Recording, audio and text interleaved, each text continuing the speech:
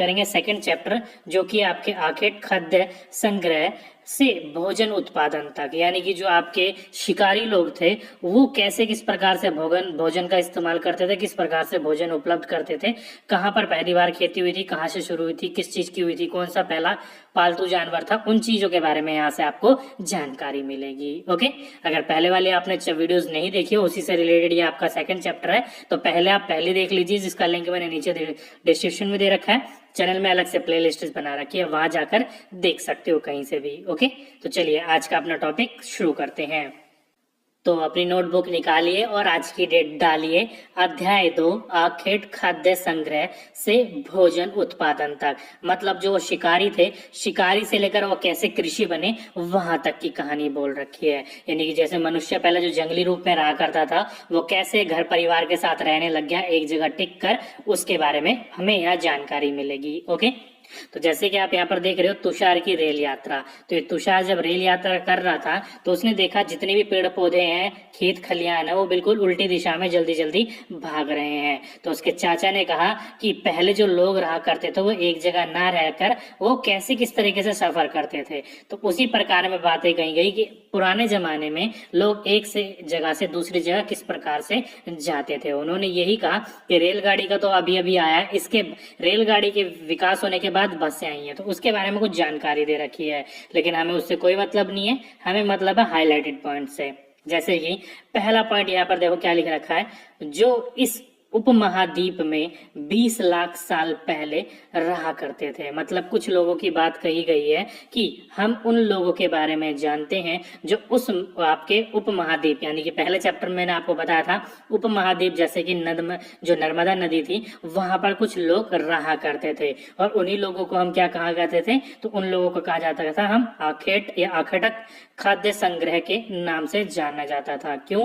क्योंकि जो व्यक्ति थे वो एक जगह टिककर नहीं रहते थे, वो भोजन के इंतजाम में इधर से उधर हमेशा घूमा करते थे, जो कि उस समय में उस टाइम पर आमतौर पर खाने के लिए वो क्या इस्तेमाल करते थे, जंगली जानवरों का शिकार करते थे, मछलियां और चिड़िया पकड़ते थे, फल मूल दाने पौधे पत्तियां अंडे इकट्ठा किया करते थे। मतलब सारी चीजें ऐसी थी, वो दूसरी चीज के ऊपर निर्भर थे, अपना वो कुछ ऐसा कार्य नहीं करते थे। ओके, अब जैसे कि आप सभी को पता है कि चिड़िया पक्षी वगैरह हिरण वगैरह एक जगह से दूसरी जगह जाते रहते हैं, अपनी जगह बदलते रहते हैं, तो इसलिए इनको भी अपनी जगह बदलती पड़ती थी, इसलिए इन्हें क्या कहा जाता था, खाना बदोश कहा जाता था। जैसे आखेटक खाद्य संग्रह का समुदाय के लोगों से नाम से जाना जाता था, जो कि क्या करते थे, एक जगह से दूसरी जगह पर घूमते रहते थे खाने की तलाश में। ओके, चलिए नीचे कुछ हाईलाइटेड पॉइंट, केवल हाईलाइटेड पॉइंट पढ़ने से मतलब हमें और कोई से मतलब नहीं है। और उस समय पर जो लोग औजार इस्तेमाल करते थे वो क्या करते थे, तो काम के लिए वो पत्थरों के, लकड़ियों के या फिर हड्डियों के बने औजार का वो इस्तेमाल किया करते थे। ओके, जैसे कुछ इमेज आप नीचे देख रहे हो, कुछ पत्थरों के औजार बनाकर दिखा रखे हैं आपको, तो उस समय इस चीज के औजारों का वो इस्तेमाल किया करते थे।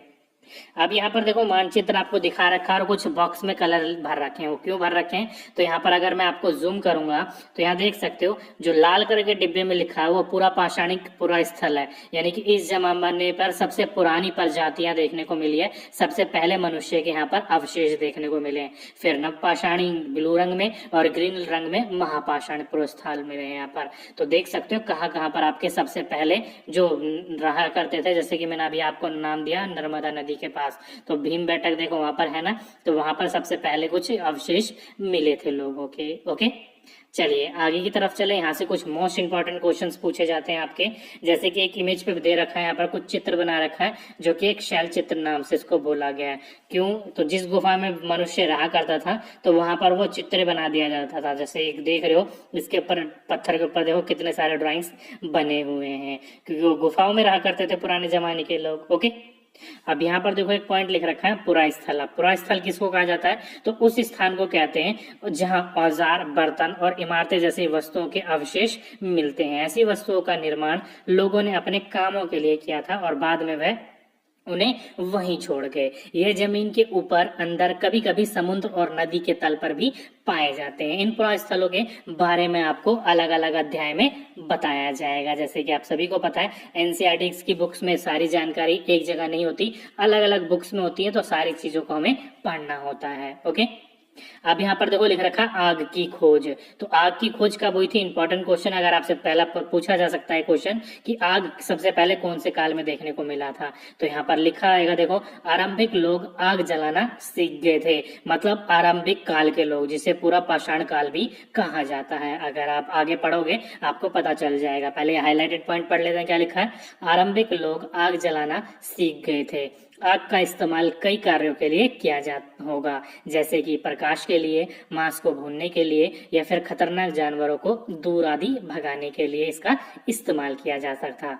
जैसे कि अब यहाँ पर देखो लिख रखा है नाम और तिथियां, बहुत इंपॉर्टेंट है। यहाँ पर 3 कालों के बारे में आपको जानने को मिलेगा, पुरा पाषाण, मध्य पाषाण और नव पाषाण के बारे में। ओके, चलिए पढ़ते हैं, क्योंकि सबसे पहले यहीं से ही इंसान की शुरुआत हुई थी। तो पहला पॉइंट अगर आप देखो तो हम जिस काल के बारे में पढ़ रहे हैं उसको पुरातत्व विद्वानों ने, यानी कि जो पुराने जमाने लोग हैं, उनने उनके बड़े बड़े नाम रखे हैं।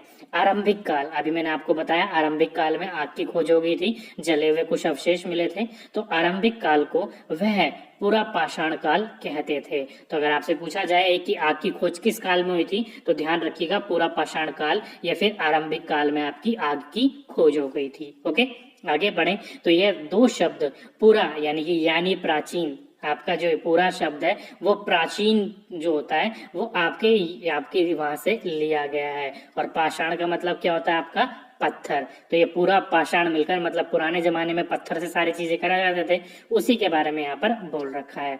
आगे पढ़े तो यह नाम पुरा स्थलों से प्राप्त पत्थरों के औजार के महत्व को बताता है। पूरा पाषाण काल में 20 लाख वर्ष पहले से 12,000 साल पहले के दौरान माना जाता है। तो आप ध्यान रखिएगा पूरा पाषाण में क्या क्या हुई थी? आग की खोज हुई थी और वहां पर पत्थरों के औजार मिले थे। तो वहां पर औजार किस प्रकार के थे? पत्थरों के। इंपॉर्टेंट पॉइंट है, ध्यान रखिएगा। अब इस काल को भी 3 भागों में विभाजित किया गया है, जैसे कि आरंभिक, मध्य और उत्तर। इन 3 कालों में ये पूरा पाषाण को बांटा गया है। ओके, वैसे यहाँ से क्वेश्चंस नहीं पूछा जाता। ये 2 इंपॉर्टेंट क्वेश्चन है कि आग की खोज और पत्थरों के औजार कहाँ मिले थे, तो पूरा पाषाण काल में मिले थे। ओके, चलिए आगे बात करें जाए तो मानव इतिहास की लगभग 99% कहानी इसी काल के दौरान घटित हुई है, क्योंकि यहीं पर ही मानव विकास हुआ था और वहीं से उसने कुछ कुछ सीखना शुरू करा था। इसलिए 99% जो कहानी है वो इसी काल में आपकी घट हुई थी। आगे की बात करें जाए तो जिस काल में हमें पर्यावरणीय बदलाव मिलते हैं उसे मेसोलिथिक यानी कि मध्य पाषाण युग कहते हैं। अब ये मध्य पाषाण युग जो था इसमें अधिकतर जो था वो जलवायु परिवर्तन हुए थे, कुछ यहाँ पर काल ऐसे देखने को नहीं मिले थे। ओके, जिसका समय काल क्या बताया गया है, तो समय लगभग 12,000 साल पहले से लेकर 10,000 साल पहले तक का माना गया है। इस काल में पाषाण औजार आमतौर पर बहुत छोटे होते थे। इंपॉर्टेंट है, ध्यान रखिएगा। बस आपको ये पूछा जाए कि कौन से काल में आपके पर्यावरणीय बदलाव देखने को मिले थे, तो मध्य पाषाण काल में देखने को मिले थे। ओके, आगे बात करी जाए तो यहाँ पर देखो लिख रखा है कि इन औजारों में हड्डियां या लकड़ियों के मुट्ठे लगे, यहाँ पर यानी कि जो पकड़ने वाले होते हैं ना उनकी बात करी जा रही है। ओके, जैसे औजार यहाँ पर मिले थे। साथ ही साथ में पूर्व पाषाण युग वाले औजार भी इस दौरान बनाए जाते थे। आप सभी को पता है कि पुराण पाषाण पुराना काल थे और मध्य काल में आपके लकड़ी और हड्डियों के भी हथियार देखने को मिले थे। अगर आपसे पूछा जाए कि लकड़ी और हड्डियों के हथियार कब इस्तेमाल करने शुरू करे थे, तो मध्य पाषाण में करने शुरू करे थे। ओके, चलिए आगे बात करें तो आगे लिख रखा है अगले युग की शुरुआत लगभग 10,000 साल पहले से होती है। इसे नवपाषाण युग कहते हैं। नवपाषाण का क्या मतलब होता है? हमने कुछ स्थानों के नाम दिए हैं, अलग अध्ययनों में तुम्हें ऐसे अनेक नाम मिलेंगे। कोई मतलब नहीं है यहाँ पर किसी भी प्रकार के बारे में यहाँ जानकारी नहीं दे रखी नवपाषाण के। बस ये बोल रखा है कि नवपाषाण साल का काल क्या था, तो लगभग आज से 10,000 साल पहले से लेकर आपका ये युग शुरू हुआ था। ओके, तो ये 3 काल थे आपके। पहला पूर्व पाषाण काल, जिसका समय काल मैंने आपको बताया कितना था, तो करीब करीब 2 लाख साल वर्ष पूर्व पहले की बात की गई थी यहाँ पर। ओके, जिसमें आग की खोज और पत्थरों के औजार देखने को मिले थे। दूसरा था मध्यकाल, जो कि 12,000 साल पहले से लेकर 10,000 साल तक का समय था, जिसमें आपके लकड़ियों और हड्डियों के औजार देखने को मिले थे। और नवपाषाण में यहाँ पर कुछ नहीं बोल रखा। चलिए आगे की ओर चलते हैं। ओके, आगे की ओर चले तो आपके हाईलाइटेड पॉइंट में पहला यहाँ पर सबसे पहला पॉइंट ये है कि सबसे पहले जिस जंगली जानवर को पालतू बनाया गया वह कुत्ते का जंगली पूर्वज था।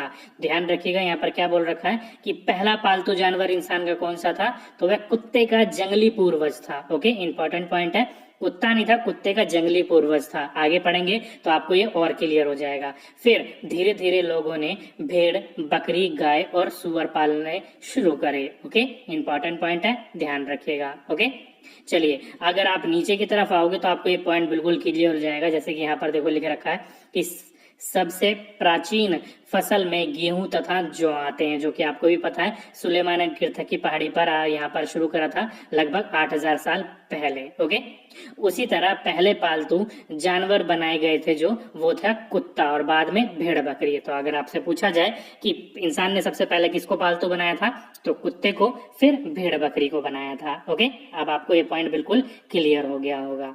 चलिए नीचे की तरफ देख लेते हैं, कुछ और पॉइंट तो मैं आपको समझा देता हूँ।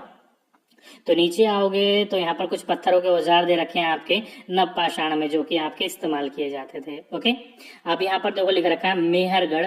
यहाँ पर क्या है, तो यहीं पर ही आपका सुलेमान एंड कीर्थक की पहाड़ी के आसपास ही एरिया पड़ता है। तो मेहरगढ़ संभवतः वह स्थान है जहाँ के स्त्री पुरुषों ने इस इलाके में सबसे पहले जौ, गेहूं उगाने और भेड़ बकरी पालना सीखा। तो मेहरगढ़ आपका जो था वो सुलेमान के आसपास का ही इलाका है। ओके, पाकिस्तान के अंदर ही आता है। तो वहीं पर ही सबसे पहले क्या सीखा था स्त्री और पुरुषों ने, खेती करना, गेहूं और जौ को उगाना और भेड़ बकरी को पालना। सुलेमान एंड कीर्थक पहाड़ी आए तो वो लिख सकते हो, मेहरगढ़ आए तो उसको टिक कर सकते हो। ओके, और पुराने जमाने में जब लोगों की मृत्यु हो जाती थी तो लोगों की मृत्यु के साथ साथ उनके साथ साथ जो दफनाया जाता था तो खाने पीने की चीजें भी दफनाई जाती थी। जैसे कि आप यहाँ पर एक स्केलेटन देख रहे हो और स्केलेटन के साथ ये दो स्केलेटन और देख रहे हो, जो कि किस चीज की स्केलेटन है, तो वो बकरियों की है। वो ये मानते थे कि हमारे पूर्वज जो डेथ जिनकी मृत्यु हो गई है उनको मरने के बाद भी खाने की कमी ना हो, तो उनके साथ वो क्या गाड़ देते थे, बकरियों को भी गाड़ देते थे। ओके, तो यहाँ पर कुछ आपकी इंपॉर्टेंट ये दे रखे थे, जो कि मेहरगढ़ की कबर मिले थे, वहीं की ये बात बोली गई है। ओके, तो ये था कुल मिलाकर आपका सेकंड चैप्टर की कुछ इंपॉर्टेंट पॉइंट। और यहाँ पर नीचे आओगे तो कुछ मुख्य तिथि दे रखी हैं, जैसे कि मध्य पाषाण काल मैंने आपको बताया कितना था, 12,000 से लेकर 10,000 के साल के बीच में जो काल था वो मेहरगढ़ था। ओके, नेक्स्ट है बसने की प्रक्रिया, मतलब जो इंसान ने एक जगह टिक कर खेती करनी शुरू कर दी थी उसी को ही बसने की प्रक्रिया का आरंभ कहा जाता है, जो कि लगभग 12,000 साल पहले इंसान ने शुरू करा था। नवपाषाण की युग की काल की बात करी जाए तो ये 10,000 साल से पहले की बात है। मेहरगढ़ में बस्ती का आरंभ हुआ, जैसे कि मैंने आपको बोला वहीं पर ही खेती करनी सबसे शुरू करी थी इंसानों ने, जो कि आज से 8,000 वर्ष पहले की बात करी गई है। ओके, उसी को ही वहीं पर ही आपकी सुलेमान और कीर्थक की पहाड़ियां हैं। ओके, तो कंफ्यूज मत होइएगा, वही इलाका ये आता है। तो आपको सुलेमान दिखे, कीर्थर दिखे या फिर मेहरगढ़ दिखे तो